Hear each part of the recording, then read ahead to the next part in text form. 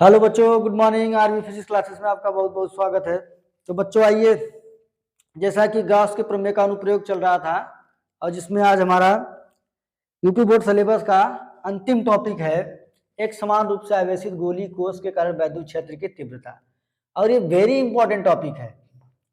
या तो ये इसका डेरिवेशन ही पूछ लेता है या कभी कभी इसके डेरिवेशन या इसके फॉर्मूले पे डिपेंड कोई क्वेश्चंस पूछ लेता है।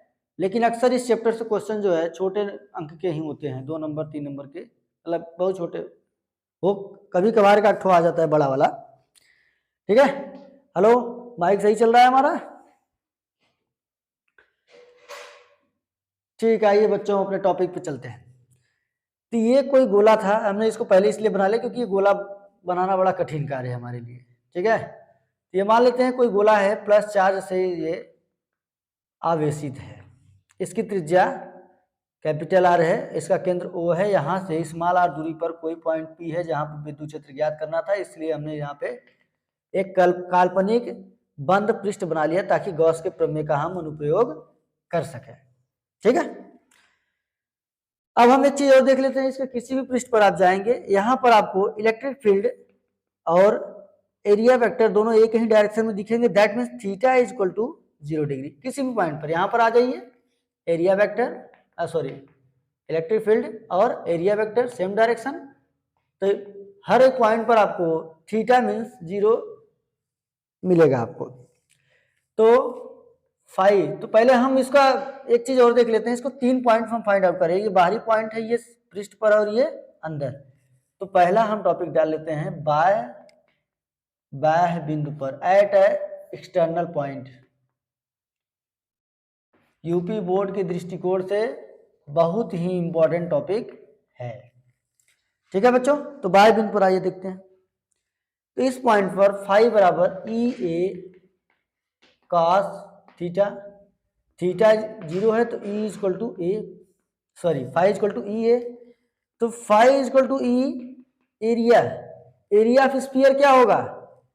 4 pi R square, small R. यहाँ से यहाँ तक का एरिया क्या है? स्मॉल आर, त्रिज्या स्मॉल है, 4 pi R square. That is question number first. अब हम सीधे गॉस के प्रमेय का अनुप्रयोग करेंगे। गॉस के प्रमेय से, गॉस का प्रमेय क्या था? किसी बंद पृष्ठ में उपस्थित चार्ज, जो इलेक्ट्रिक फ्लक्स होता है, उपस्थित चार्ज का 1/0 गुना होता है। दैट इज गॉस प्रमेय। गॉस ने बताया था कोई बंद पृष्ठ यदि बन रहा है तो जो उसमें फ्लक्स होगा वो उसमें उपस्थित आवेश का 1/0 गुना होगा। ये 2, और दोनों ही फ्लक्स हैं, दोनों सेम होंगे। तो यहाँ से समीकरण 1 इज इक्वल टू समीकरण 2 से, तो यहाँ पर मिल जाएगा E 4 pi R square is equal to Q बटे में एप्सिलॉन 0। तो यहाँ से हम लिख पाएंगे E is equal to Q बटे में कैसे लिखें? हाँ, इसको पहले लिख देते हैं, क्यू बटे में एप्सिलॉन 0 1/4 पाई आर स्क्वायर। ये यहाँ गुणा कर रहा था, इस तरफ भाग करेगा। इसको हम सजा दें, सजाएंगे तो कैसे लिखेंगे? ई इज इक्वल टू 1/4 पाई और एप्सिलॉन को एक साथ रखें, 4 पाई एप्सिलॉन 0 और क्यू बटे में आर स्क्वायर, है ना? मिला कि नहीं? अब यहां से क्या पता चल रहा है? नोट कीजिए। अब यहां से हमें पता चल रहा है कि बाहर से देखने पर गोले का कुल आवेश केंद्र पर है, क्योंकि ये पॉइंट चार्ज की तरह बिहेव कर रहा है ना। इसका मतलब कि टोटल चार्ज कहाँ है? इस पॉइंट पर है। इस फार्मूला में जब ये फार्मूला जब हमें प्राप्त हुआ तब। परंतु हम इसको पृष्ठीय घनत्व के रूप में यदि देखें तो सिग्मा पृष्ठीय घनत्व होता है। पृष्ठीय घनत्व बराबर क्या पढ़ा था? क्यू बटे में एरिया, ये पढ़ा था।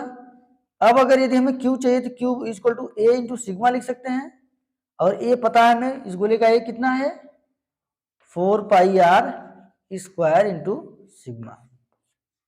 ठीक है, तो यहां से हम देख पा रहे हैं तो क्या मिल रहा है? E is equal to 1/4 pi epsilon 0 Q की जगह क्या रखने वाले हैं हम, 4 pi R square sigma, 4 pi R square sigma बटे में, यहाँ पर ध्यान रहे कैपिटल आर है बच्चा, कैपिटल आर है, आर स्क्वायर, 4 पाई कैंसिल, तो ई इक्वल टू क्या बचा, 1 अपान, या लिख सकते हैं sigma upon epsilon 0 R square बटे में स्मॉल आर स्क्वायर।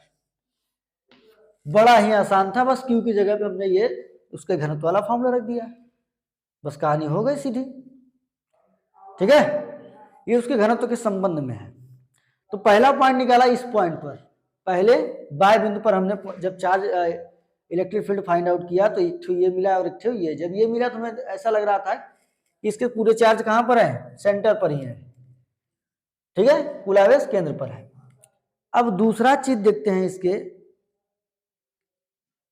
सरफेस पर, अब ये बाहर हो गया सरफेस पर, तो सरफेस पर क्या होगा, तो अगला टॉपिक हमारा होगा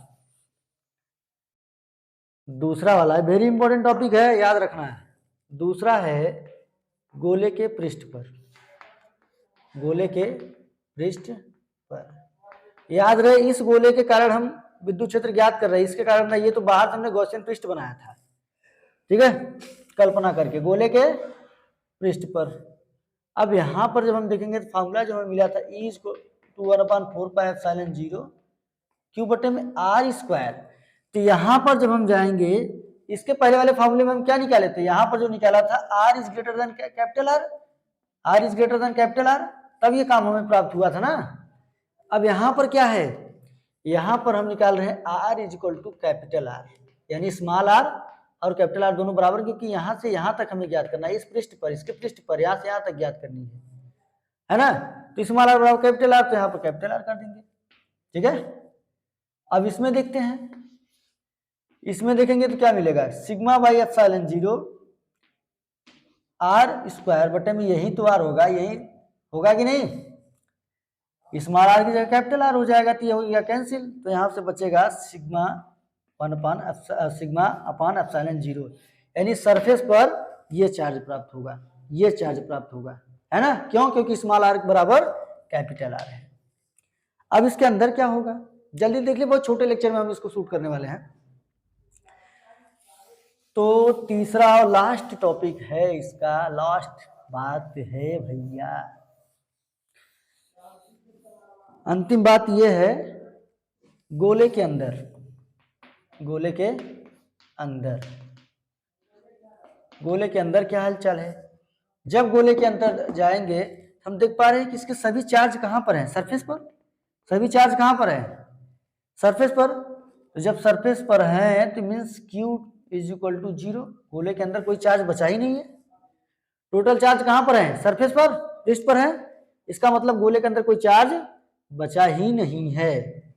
जब गोले के अंदर कोई चार्ज नहीं है तो विद्युत क्षेत्र कहां से उत्पन्न होगा, नहीं होगा, तो अंदर क्या फ्लक्स क्या होगा, नहीं होगा, सब कुछ क्या होगा, नहीं होगा, है ना।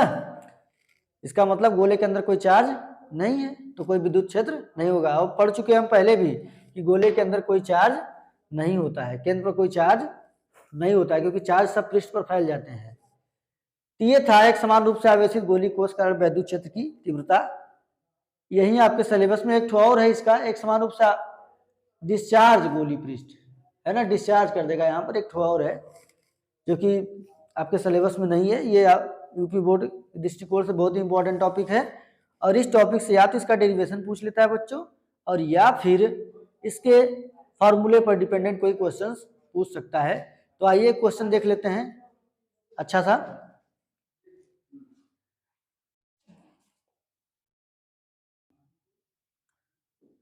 तो क्वेश्चन दिख ही रहा होगा, कह रहा है एक समान रूप से आवेशित 2 मीटर त्रिज्या वाले गोली चालक पर आवेश का पृष्ठ घनत्व रो बराबर 80 माइक्रोकूलम पर मीटर स्क्वायर है, चालक से निकलने वाले कुल वैद्युत फ्लक्स ज्ञात कीजिए, दिया है एप्सिलॉन 0 बराबर इतना है। तो दिया है आपके सामने क्या क्या दिया है, पहले ये डाटा हम नोट कर लेते हैं। दिया है R इक्वल टू 2 मीटर, है ना, R कितना दिया है, ये गोले की त्रिज्या दिया है capital R equal to 2 metre, पृष्ठ घनत्व तो दे रखा है 80 माइक्रो कूलम, चालक से निकलने वाले कुल वैद्युत फ्लक्स ज्ञात कीजिए। एप्सिलॉन 0 दे रखा है 8.85 वृत्ति 10⁻⁻12 कूलाम पर न्यूटन मीटर स्क्वायर। यानी ये कोई गोली पृष्ठ है, इसकी यहाँ से यहाँ तक त्रिज्या 2 मीटर है, ठीक है, और इस पर एक समान रूप से आवेशित है, इस पर ऐसे ऐसे प्लस चार्ज डिस्ट्रीब्यूटेड है ना, इस पर प्लस चार्ज ऐसे डिस्ट्रीब्यूटेड है, और इसका पृष्ठीय आवेश घनत्व तो दे रखा है सिग्मा इतना, और एप्सिलॉन 0 तो पता ही है। तो कह रहा है चालक से निकलने वाले कुल वैद्युत फ्लक्स ज्ञात कीजिए। तो गॉस के प्रमेय से, आइए गॉस के प्रमेय से, तो गॉस का प्रमेय क्या है, फाई बराबर क्यू बटे में एप्सिलॉन 0, बट क्यू नहीं पता है हमें, परंतु क्यू बराबर ये भी तो पता है। अभी क्यू बराबर पृष्ठीय आवेश घनत्व हमने क्या पढ़ा था, क्यू बटे में ए पढ़ा था कि नहीं, तो ए इंटू सिग्मा क्यू, और ये क्या है 4πr², दैट मीन्स गोले का पृष्ठीय क्षेत्रफल सिग्मा बराबर क्यू है ना। तो फाई इज इक्वल टू, यहाँ पर क्या मिल गया हमें, क्यू की जगह पे 4πr² इंटू सिग्मा बटे में एप्सिलॉन 0 है ना।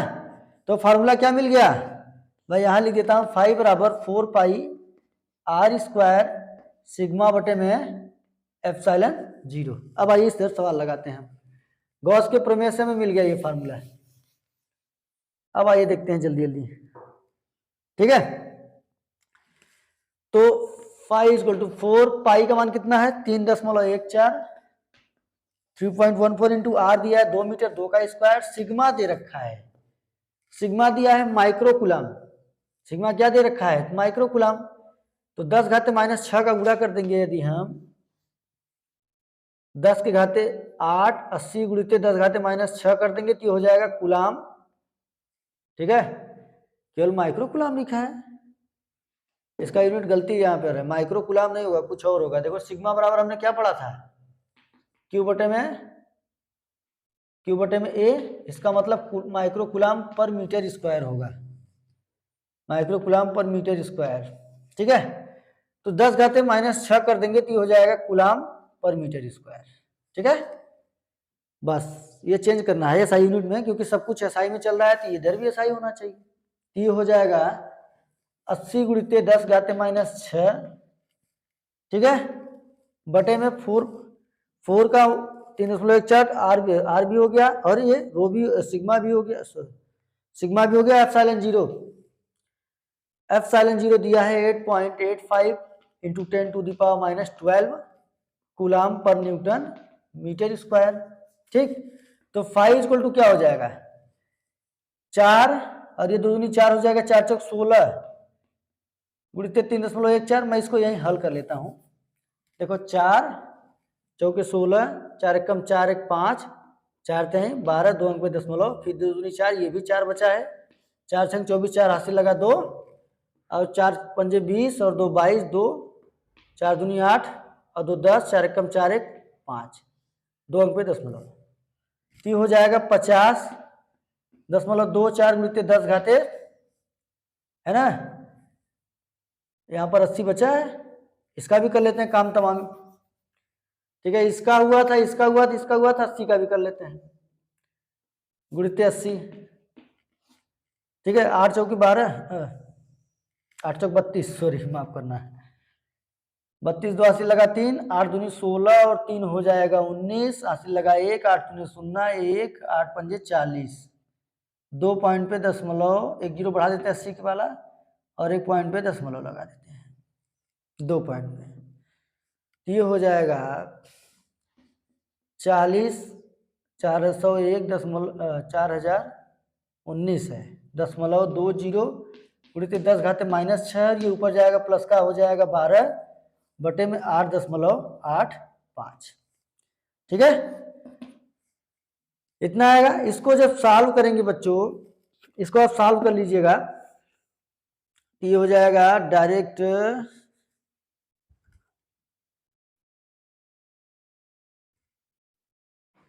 4.52 गुणित 10 के घाते 8 आएगा। फ्लक्स का मात्रक क्या होगा, फाइव बराबर ये पढ़ा था, यहाँ से अगर मात्रक निकालना हो तो फाइव बराबर क्या पढ़ा था, ई ए, और ई का मात्रक क्या होता है, अगर ये भी नहीं पता तो ये भी निकाल लो, ई बराबर होता है एफ अपान क्यू नॉट, है ना, न्यूटन पर कूलाम, तो न्यूटन मीटर स्क्वायर पर कूलाम, तो ये हो जाएगा न्यूटन मीटर स्क्वायर पर कूलाम। ठीक है, इसको सॉल्व कर लीजिएगा आप लोग, ये जो है कैलकुलेशन। ठीक, ये है आज का हमारा लेक्चर। ठीक है, तो ये बड़ा इंपॉर्टेंट टॉपिक है जो हमने बताया भी, उसी पर एक सवाल भी लगा लिया हमने। अब हमारे पास केवल एक ही चीज बचा है इस चैप्टर से, वो है न्यूमेरिकल। एनसीईआरटी का कुछ न्यूमेरिकल लगवाया था, 8-10 तो बचा, वो भी लगवा देंगे जो आपके सिलेबस में है। ठीक है, ठीक है, अच्छा।